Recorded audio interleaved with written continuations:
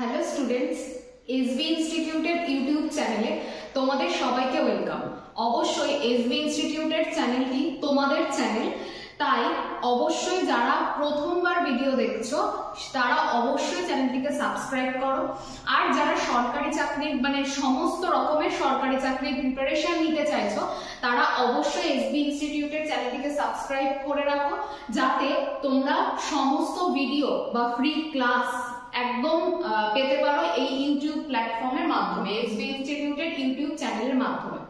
আর video ভালো লাগলে অবশ্যই লাইক করো, শেয়ার করো, কারণ তোমাদের প্রত্যেকের শেয়ার খুবই প্রয়োজনীয় আমাদের কাছে। যদি ক্লাসটি ভালো লাগে অবশ্যই লাইক এবং শেয়ার করো এবং কমেন্ট করে জানিও যে ক্লাসটি কেমন লাগছে। আমি সুদেশনা বিশ্বাস আজকে জিওগ্রাফির একটা ভিডিও নিয়ে চলে এসেছি তোমাদের সামনে। আজকে আমরা যেটা পড়ব সেটা হচ্ছে উত্তরের পার্বত্য অঞ্চল। তোমরা প্রত্যেকেই জানো যে আমরা ভারতের ভূগোল শুরু করেছি। প্রথমে আমরা লোকেশন অফ ইন্ডিয়া বা ইন্ট্রোডাক্টরি পার্ট পড়েছিলাম। আগের যে দুটো ক্লাসে আমরা নর্দার্ন মাউন্টেন রিজিয়ন পড়েছিলাম, হিমালয়ের দৈর্ঘ্য বরাবর এবং প্রস্থ বরাবর ভাগ। যারা ভিডিওটি দেখোনি তারা এসবি ইনস্টিটিউটের ইউটিউব চ্যানেলে গিয়ে অবশ্যই সার্চ করে দেখে নাও ভিডিওগুলো, তাহলে আজকের ক্লাসটা বুঝতে তোমাদের আরো অনেক বেশি সুবিধা হবে। আজকে কথা না বাড়িয়ে বা সময় নষ্ট না করে আমরা উত্তরের সমভূমি অঞ্চল বা নর্দার্ন প্লেন রিজিয়ন সম্পর্কে আজকের ক্লাসটাতে আমরা আলোচনা করব। অবশ্যই ভিডিওটি স্কিপ না করে শেষ পর্যন্ত দেখো, কারণ প্রত্যেকটা জায়গাতেই তোমাদের জন্য কিন্তু ইনফরমেশন লুকিয়ে আছে এবং তার সাথে তোমরা অবশ্যই খাতাতে চাইলে নোট ডাউন করে নিতে পারো পুরো বিষয়টা। আর অবশ্যই আমাদের টেলিগ্রাম চ্যানেলের সঙ্গে যুক্ত হতে চাইলে অবশ্যই টেলিগ্রামে এসবি ইনস্টিটিউট সার্চ করে সেটাকে সাবস্ক্রাইব করে রাখো এবং আমাদের টেলিগ্রাম চ্যানেলের সঙ্গে যুক্ত থাকো আরো গুরুত্বপূর্ণ সরকারি চাকরির নিউজ পাওয়ার জন্য। তাহলে চলো আজকে আমরা নর্দার্ন প্লেন রিজিয়ন বা উত্তরের সমভূমি অঞ্চল সম্পর্কে আলোচনা করে নেব। প্রথমে দেখো উত্তরের সমভূমি অঞ্চল, এটা লোকেশনটা ঠিক কোথায় সেটা আমরা দেখে নেব। দেখো এই যে ম্যাপটি দেখতে পাচ্ছ, এখানে দেখো গ্রিন কালারের একটা অংশ এই ম্যাপটির মধ্যে রয়েছে। এই যে অংশটি রয়েছে এখানে কিন্তু পুরোটাই উত্তরের সমভূমি অঞ্চল। অর্থাৎ আগের দিনের ক্লাসগুলোতে আমরা কি আলোচনা করেছিলাম? উত্তরের পার্বত্য অঞ্চল সম্পর্কে আলোচনা করেছিলাম।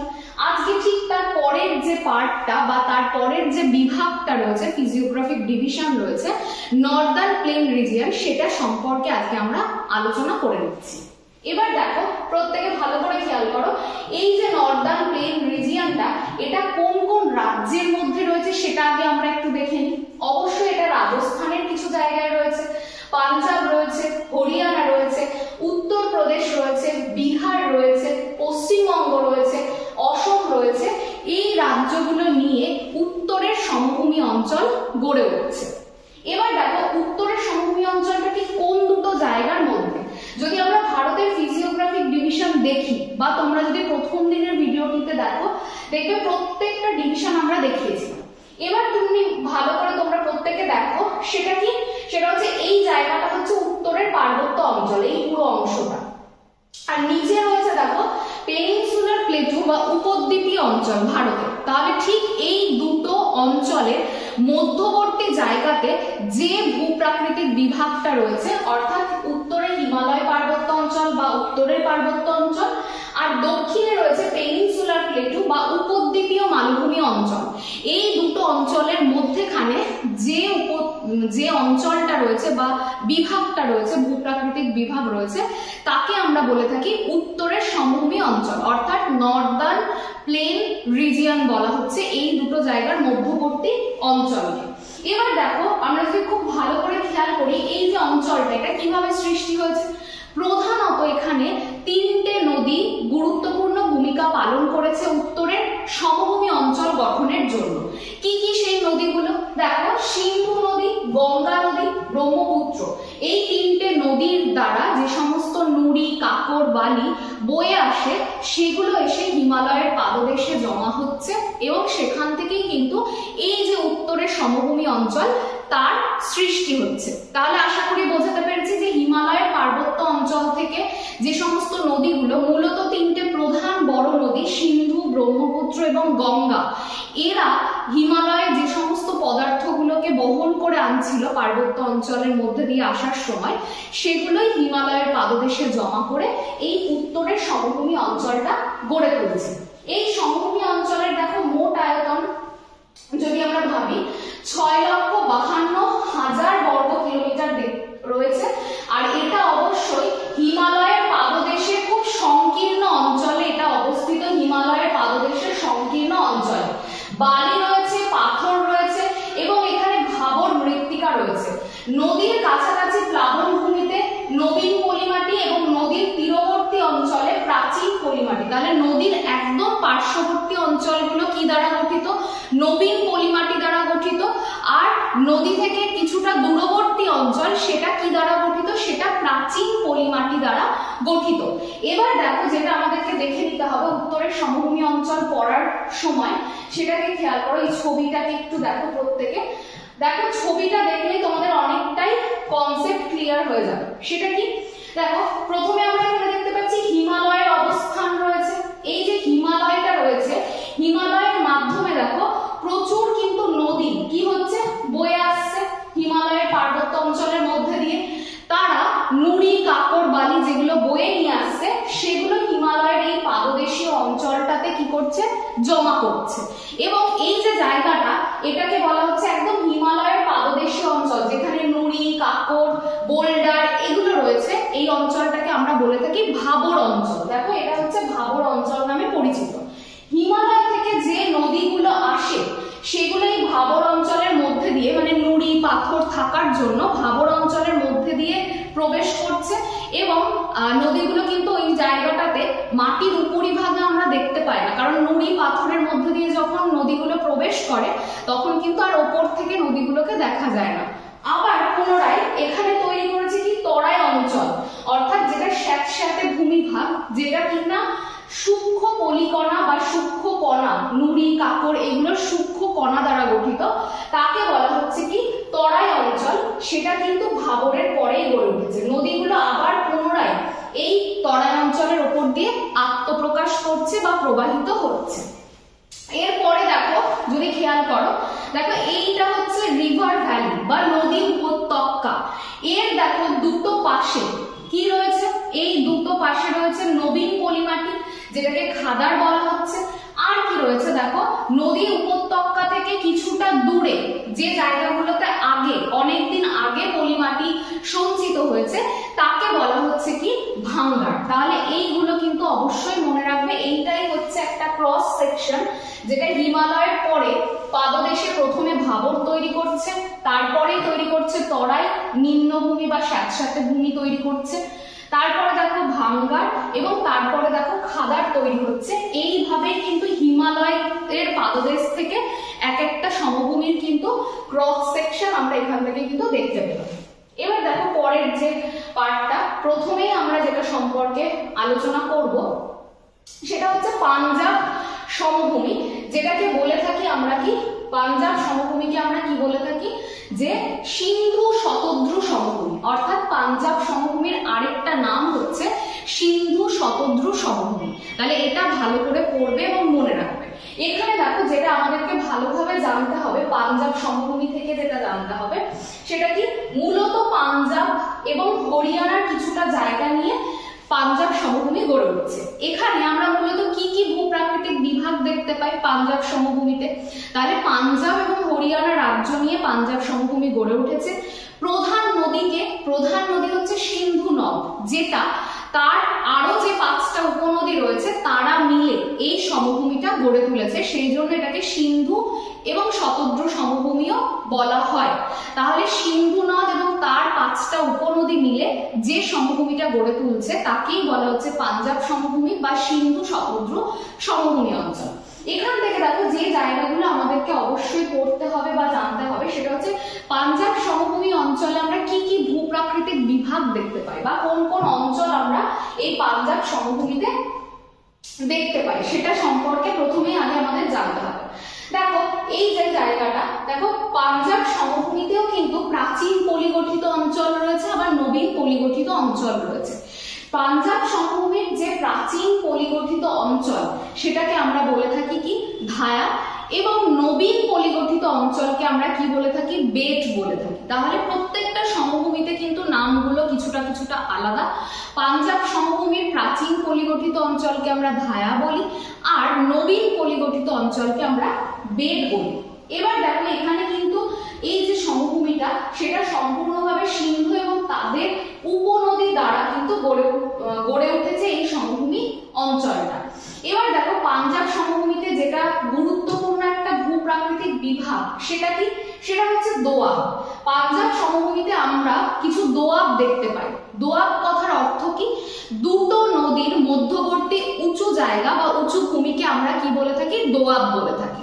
তাহলে এখানে দেখো কি কি দোয়াবের উপস্থিতি আমরা দেখতে পাচ্ছি এই পাঞ্জাব সমভূমিতে।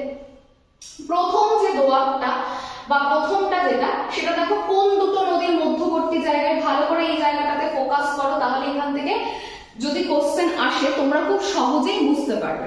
দেখো এখানটাতে কি রয়েছে, প্রথমেই আমরা দেখতে পাচ্ছি এই নদীটা হচ্ছে শতদ্রু নদী, তাহলে সতলেজ, এবং এই নদীটার নাম হচ্ছে বিয়াস নদী। তাহলে বিয়াস এবং সতলেজ এদের মধ্যে যে দোয়াবটা রয়েছে বা যে দোয়াবটা গড়ে উঠেছে তাকে আমরা যেটা বলবো সেটা হচ্ছে বিস্ত দোয়াব। তাহলে শতদ্রু এবং সতলেজ বা শতদ্রু এবং বিয়াসের মধ্যে যে দোয়াবটা গড়ে উঠেছে তাকে আমরা বলতে পারছি যে বিস্ত দোয়াব। এরপর খেয়াল করো এখানটাতে কি রয়েছে, বিয়াস নদী রয়েছে আমরা দেখতে পাচ্ছি, এবং তার সঙ্গে দেখো এই যে জায়গাটাতে এখানটাতে কি রয়েছে, রাভি রয়েছে। তাহলে বিয়াস এবং রাভির মধ্যবর্তী এই যে জায়গাটা দেখতে পাচ্ছ সেটা হচ্ছে বাড়ি দোয়াব নামে আমাদের কাছে পরিচিত। তাহলে বিয়াস এবং রাভি এই দুটো নদীর মধ্যবর্তী স্থানের দোয়াবটা কিন্তু কি নামে পরিচিত, বাড়ি দোয়াব নামে পরিচিত। এরপর দেখো এখানটাতে কি রয়েছে, রাভি নদী রয়েছে, আর তার সাথে যেটা রয়েছে সেটা হচ্ছে কি চেনাব নদী। রাভি এবং চেনাব নদী এই দুটো জায়গাতে যে দোয়াবটা, এই যে গ্রিন কালারের অংশটা দেখতে পাচ্ছ এখানটাতে রাভি এবং চেনাব রয়েছে, এদের মধ্যবর্তী জায়গাটাকে বলা হচ্ছে রচনা দোয়াব। তাহলে রচনা দোয়াব রয়েছে কাদের মধ্যে, রাভি আর চেনাবের মধ্যে। নেক্সট খেয়াল করো এখানে চেনাব নদী রয়েছে, আর তার সাথে দেখো এখানে কি রয়েছে, ঝিলাম নদী। তাহলে চেনাব এবং ঝিলামের মধ্যে যে এই ইয়েলো কালারের যে অংশটা দেখতে পাচ্ছ এটাকে বলা হচ্ছে জেচ দোয়াব। তাহলে জেচ দোয়াব কোন দুটো নদীর মধ্যবর্তী স্থানে অবস্থিত, একটা হচ্ছে চেনাব আর একটা হচ্ছে ঝিলাম। এরপর দেখো ঝিলাম আর তার সাথে যেটা রয়েছে সেটা হচ্ছে ইন্দাস। এদের মধ্যেখানে যে যে রেড কালারের অংশটা তোমরা দেখতে পাচ্ছ এটাও একটা দোয়াব, এটাকে বলা হচ্ছে সিন্ধ সাগর দোয়াব। তাহলে এই জায়গাটা খুব ভালো করে পড়বে যে কোন নদীর মধ্যে কোন দোয়াবটা রয়েছে। তাহলে এখানটাতে দেখতে পাচ্ছ যে প্রত্যেকটা বিস দোয়াব যেটা সতলেজ বিয়াস, বাড়ি দোয়াব যেটা বিয়াস আর রাভির মধ্যে রয়েছে, রচনা দোয়াব যেটা রাভি চেনাব, তারপরে জেচ বা চাল দোয়াব যেটা সেটা চেনাব আর ঝিলামের মধ্যে রয়েছে, সিন্ধ সাগর দোয়াব যেটা সেটা ইন্দাস আর ঝিলাম রিভারের মধ্যে অবস্থিত। তাহলে এই হচ্ছে পাঞ্জাব সমভূমির একটা গুরুত্বপূর্ণ জায়গা। তাহলে পাঞ্জাব সমভূমিতে মূলত কোন কোন রাজ্যে অবস্থিত সেটা প্রশ্ন আসতে পারে। 2 নাম্বার জিজ্ঞাসা করতে পারে প্রধান কোন নদী এখানে ভূমিকা পালন করছে, তাহলে সিন্ধু নদী এবং তার 5টা উপনদী। আর কি দিতে পারে যে পাঞ্জাব সমভূমির নবীন পলিগঠিত অঞ্চলকে কি বলে, বেট বলে, প্রাচীন পলিগঠিত অঞ্চলকে কি বলে, ধায়া বলে। আর পাঞ্জাব সমভূমির একটা গুরুত্বপূর্ণ বৈশিষ্ট্য হচ্ছে এখানে আমরা দোয়াব দেখতে পাই। তাহলে এই কটা এখান থেকে খুব ভালো করে পড়বে। এরপর আমরা পরবর্তী জায়গাটাতে চলে যাব, সেটা হচ্ছে গাঙ্গেয় সমভূমি, বা যেটা প্রধান যদি কোনো নদী এখানে ভূমিকা পালন করে সেটা হচ্ছে গঙ্গা নদী প্রধান ভূমিকা পালন করছে এই ক্ষেত্রটাতে। তাহলে দেখো কোথা থেকে কোথায় রয়েছে, ভালো করে ছবিতে খেয়াল করো। আমরা দেখতে পাচ্ছি উত্তরপ্রদেশটা পুরোটা, তার সাথে দেখো বিহার এবং পশ্চিমবঙ্গ। তাহলে এই যে জায়গাগুলো উত্তরপ্রদেশ, বিহার, পশ্চিমবঙ্গ, এই জায়গাগুলো নিয়ে গাঙ্গেয় সমভূমি গড়ে উঠছে। অর্থাৎ গাঙ্গেয় সমভূমিটা কিন্তু অন্যান্য সমভূমিগুলোর তুলনায় অনেকটাই বেশি বা অনেকটাই বড় এলাকা জুড়ে অবস্থান করছে। আর গঙ্গা এবং তার সমস্ত উপনদী মিলে কিন্তু এই সমভূমি অঞ্চলটাকে কি করেছে, গড়ে তুলেছে। তাহলে এখানে দেখো যেটা মাথায় রাখতে হবে সেটা হচ্ছে কোন কোন রাজ্য এর মধ্যে পড়ছে সেই রাজ্যগুলোর নাম। প্রায় যদি আমরা দেখি গঙ্গার মানে গাঙ্গেয় সমভূমি মোট আয়তন 3,57,000 বর্গ কিলোমিটার প্রায় কিন্তু এই গাঙ্গেয় সমভূমির আয়তন।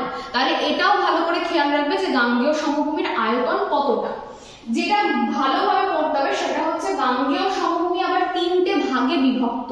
কি কি ভাগ রয়েছে দেখো, উচ্চ গঙ্গা সমভূমি, তারপরে রয়েছে মধ্য গঙ্গা সমভূমি এবং তারপর রয়েছে নিম্ন গঙ্গা সমভূমি। অর্থাৎ গঙ্গার তো আমরা জানি গঙ্গা হচ্ছে একটা আদর্শ নদী, গঙ্গার কি থাকে 3টে গতি রয়েছে গঙ্গার। তাহলে এই যে জায়গাগুলো সেখানে মাথায় রাখবে উচ্চ গঙ্গা সমভূমি মানে উচ্চ গতি, মধ্য গঙ্গা সমভূমি মধ্য গতিতে তৈরি হয়েছে, আর নিম্ন গঙ্গা সমভূমি যেটা নিম্ন গতিতে তৈরি হয়েছে। কি পড়তে হবে এখান থেকে সেটা হচ্ছে উচ্চ গঙ্গা সমভূমি এটা কোন জায়গাতে রয়েছে, সেটা হচ্ছে পশ্চিমে যমুনা নদীর গতিপথের মধ্যবর্তী জায়গাতে এটা রয়েছে। এবার দেখো এই উচ্চ গঙ্গা সমভূমির গড় উচ্চতা 100 থেকে 300 মিটার। কোন কোন নদী এই উচ্চ গঙ্গা সমভূমির উপর দিয়ে প্রবাহিত হচ্ছে? রামগঙ্গা, যমুনা যেটা ভারতের দীর্ঘতম উপনদী, গঙ্গার উপনদী, তারপর দেখো গোমতী, ঘরঘরা, এরা প্রত্যেকেই এই উচ্চ গঙ্গা সমভূমি দিয়ে প্রবাহিত হয়েছে। তারপর দেখো মধ্য গঙ্গা সমভূমি। মধ্য গঙ্গা সমভূমি কি, এটা কোথা দিয়ে প্রবাহিত হচ্ছে? উত্তরপ্রদেশ এবং বিহারে। আর উচ্চ গঙ্গা সমভূমি কিন্তু উত্তরপ্রদেশে রয়েছে, বিহারে নেই। আর উত্তরপ্রদেশ এবং বিহার এই জায়গাটাকে নিয়ে গড়ে উঠছে মধ্য গঙ্গা সমভূমি। গড় উচ্চতা কত? 150 মিটার। দেখো আস্তে আস্তে উচ্চতাটা কিন্তু কমছে। প্রথমটাতে 100 থেকে আমরা 300 পেলাম, এরপরটাতে পেলাম 150। এবার দেখবে তারপরে নিম্ন গঙ্গা যখন পড়বো তখন উচ্চতা ভূমিভাগেও কিন্তু আরো কমবে। তাহলে দেখো এখানে প্রধান নদী কি? কোশি, জামে বিহারে রয়েছে, গন্ডক, ঘরঘরা, এরা হচ্ছে এই মধ্য গঙ্গা সমভূমি অঞ্চলের কিন্তু একদম প্রধান নদী। তাহলে এটা খেয়াল রাখবে যে মধ্য গঙ্গার সমভূমির প্রধান নদীর নাম কি কি কি। এরপর দেখো নিম্ন গঙ্গা যে সমভূমি সেটা কিন্তু বিহারের পূর্বভাগ থেকে সমগ্র পশ্চিমবঙ্গ হয়ে একদম বঙ্গোপসাগর পর্যন্ত, কিন্তু বঙ্গোপসাগরের আগে পর্যন্ত কিন্তু এটা বিস্তৃত। তাহলে পুরো পশ্চিমবঙ্গ এবং বিহারের পূর্ব ভাগটা কার মধ্যে পড়ছে? নিম্ন গঙ্গা সমভূমির মধ্যে অবস্থিত। এবার দেখো এই সমভূমির গড় উচ্চতা মাত্র 30 মিটার।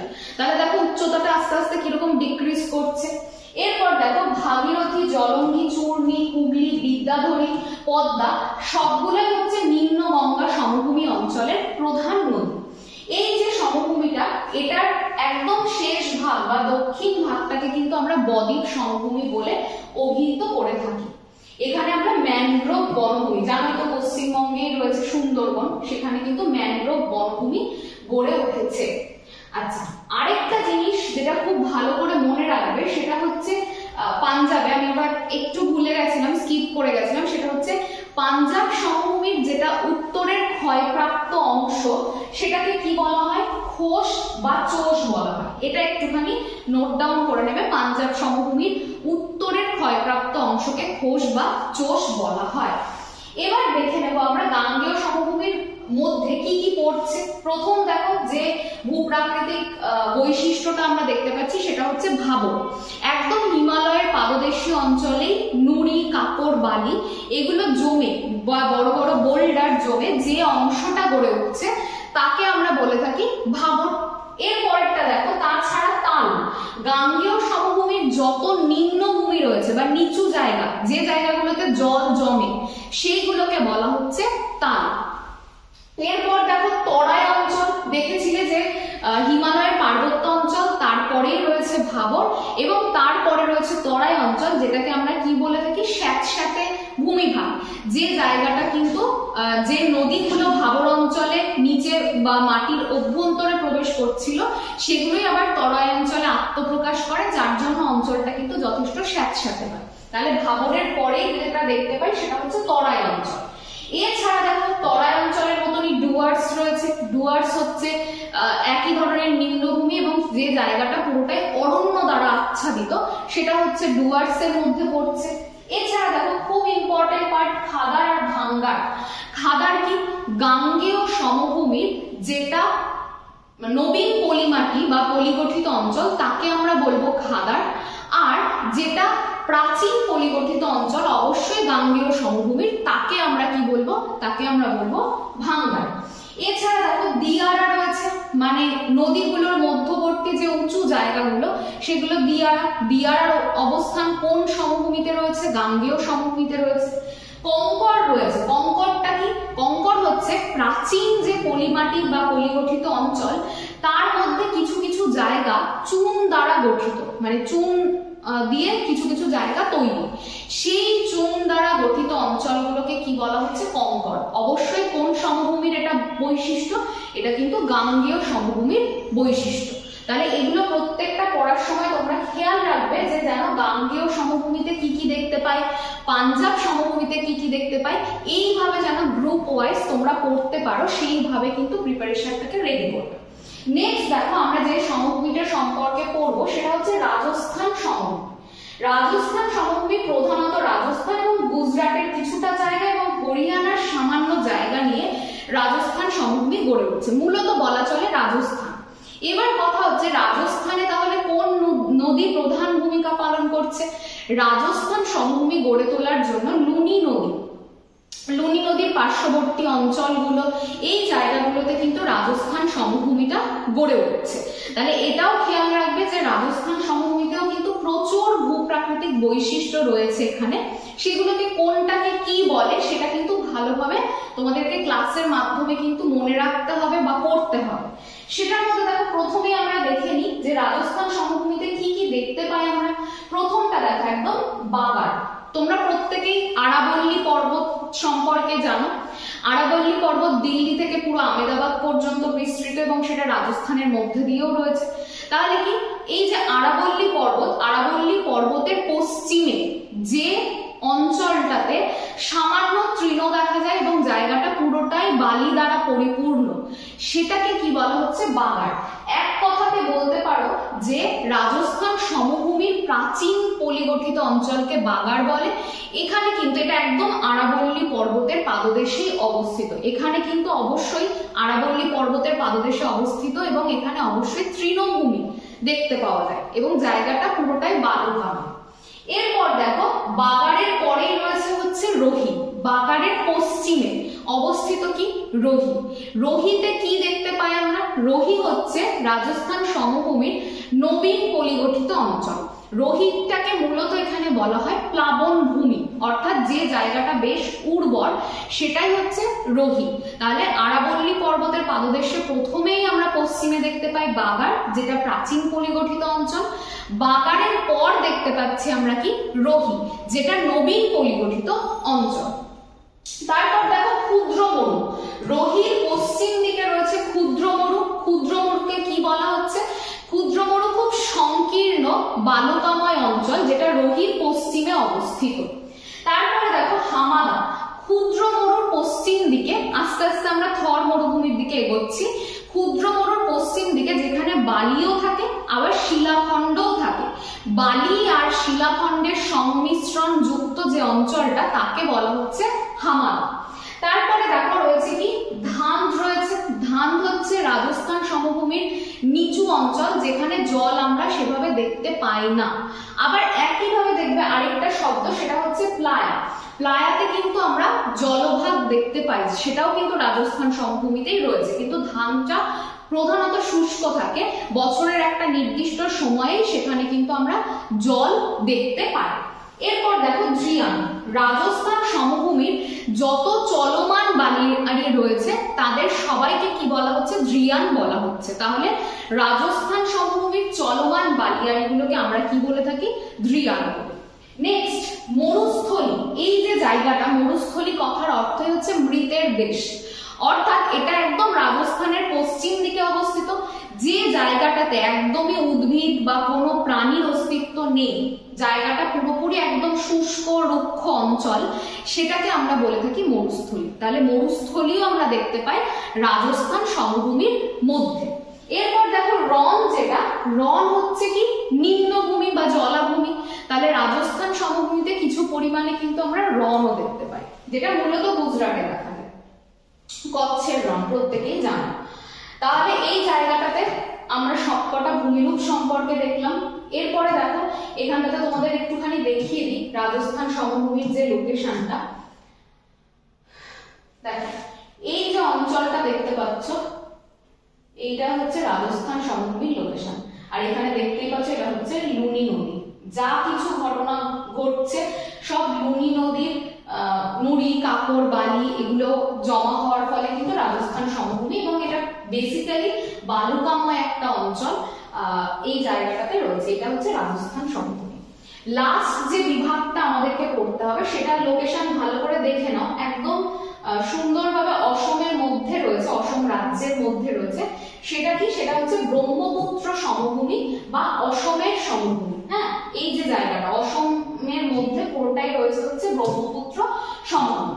তাহলে দেখো আমরা ব্রহ্মপুত্র সমভূমিতে আমরা কি দেখতে পাবো? তাহলে প্রথম কথা হচ্ছে ব্রহ্মপুত্র সমভূমি কোন স্টেটে রয়েছে? এটা রয়েছে অসম রাজ্যে, সমগ্র অসমে রয়েছে। আর এখানে কোন নদী প্রধান ভূমিকা পালন করেছে? এখানে ব্রহ্মপুত্র নদ প্রধান ভূমিকা পালন করেছে। ব্রহ্মপুত্র নদকে কিন্তু স্কাই রিভার অফ ইন্ডিয়া, মানে এটার উচ্চতা এতটাই বেশি। আর অসমের সমভূমিতে কিন্তু মূলত আমরা যেটা দেখতে পাই সেটা হচ্ছে অসমের সমভূমিটাতে কিন্তু আমরা দেখতে পাচ্ছি প্লাবন ভূমি, মানে প্রায় প্রত্যেক বছরই এখানে বন্যা হচ্ছে। ব্রহ্মপুত্র নদের অববাহিকাতে কিন্তু প্রায় বন্যা দেখতে পাই। সেই জন্য অসম সমভূমিটা কিন্তু পুরোটাই প্লাবন গঠিত অঞ্চল। আর ব্রহ্মপুত্র নদের কিছু কিছু জায়গাতে নদী চর গড়ে উঠেছে। এখানেই ভারতের বৃহত্তম নদী যে দ্বীপটা সেটা গড়ে উঠেছে, যেটার নাম হচ্ছে মাজুলি। তাহলে মাজুলি কোন সমভূমিতে অবস্থিত? অসম সমভূমিতে মাজুলি অবস্থিত। তাহলে এটা ভালো করে খেয়াল রাখতে হবে যে ব্রহ্মপুত্র এবং তার উপনদী নিয়ে এটা গড়ে উঠছে। আর যেটা ভারতের বৃহত্তম তথা বিশ্বের বৃহত্তম যে নদীর দ্বীপটা, দ্বীপ কিন্তু এখানে বদ্বীপ কিন্তু নয়, সেটা হচ্ছে মাজুলি। বিশ্বের মধ্যে অন্যতম এবং ভারতের বৃহত্তম নদী দ্বীপ মাজুলি, সেটা রয়েছে কোথায়? এই ব্রহ্মপুত্র সমভূমির মধ্যে। তাহলে ব্রহ্মপুত্র সমভূমিটা কিন্তু পুরোটাই ব্রহ্মপুত্র নদ এবং তার উপনদী দ্বারা পলি সঞ্চয়ের ফলে গড়ে উঠেছে। এইবার দেখো একটা জায়গা বলবো, এই ছবিটার উপরেই দেখো আমরা এই জায়গাটাকে কিন্তু খুব ভালো করে পড়ে যাব যে হিমালয়ের পাদদেশেই প্রথমে কি ভূমিরূপ থাকে? প্রথমে ভাবর থাকে। ভাবরের পরে যেখানে ভূগর্ভস্থ নদীগুলো আবার পুনরায় আত্মপ্রকাশ করছে সেই স্যাঁতস্যাঁতে জায়গাটাকে তরাই বলে। খাদার এবং বেট এই দুটো ভালো করে পড়বে। সেটা হচ্ছে পাঞ্জাবের পলিগঠিত অঞ্চলকে বা নবীন পলিগঠিত অঞ্চলকে বেট বলে। গাঙ্গেয় সমভূমির নবীন পলিগঠিত অঞ্চলকে কি বলে? খাদার বলে। এরপর যেটা জানতে হবে সেটা হচ্ছে ভাঙ্গার।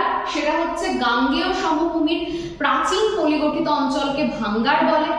আর এর সাথে দেখো ভুর বলে একটা শব্দ পড়তে হবে, সেটা হচ্ছে গাঙ্গেয় সমভূমির পশ্চিম দিকে আমরা ছোট ছোট বালিয়াড়ি দেখতে পাই, এটাকে ভুর বলে। তাহলে বালিয়াড়ি আমরা দুটো পেয়েছি, একটা গাঙ্গেয় সমভূমিতে রয়েছে যেটাকে ভুর বলছে, আরেকটা রয়েছে রাজস্থান সমভূমি যেগুলো কিন্তু চলমান, শিফটিং, মানে প্রায় এই স্যান্ড ডিউন গুলো কিন্তু তার জায়গা পরিবর্তন করে, সেটাকে বলা হচ্ছে কিন্তু সেটাকে আমরা বলে থাকি দ্রিয়ান। তাহলে এই দুটো ভুর আর দ্রিয়ান যেন গুলিয়ে ফেলো না। দ্রিয়ান হচ্ছে রাজস্থান সমভূমিতে চলমান বালিয়াড়ি, আর ভুর হচ্ছে গাঙ্গেয় সমভূমির বালিয়াড়িকে বলা হয়। তাহলে এই কটা জায়গা ভালো করে পড়বে শর্টের জন্য, এবং এই সমস্ত এদের অবস্থান কোনটাকে কি বলা হয় এখান থেকে বেসিক্যালি প্রশ্নগুলো আসে। তাহলে আজকে আমাদের যে উত্তরের সমভূমি অঞ্চলের আলোচনা সেটা আজকে এই পর্যন্তই।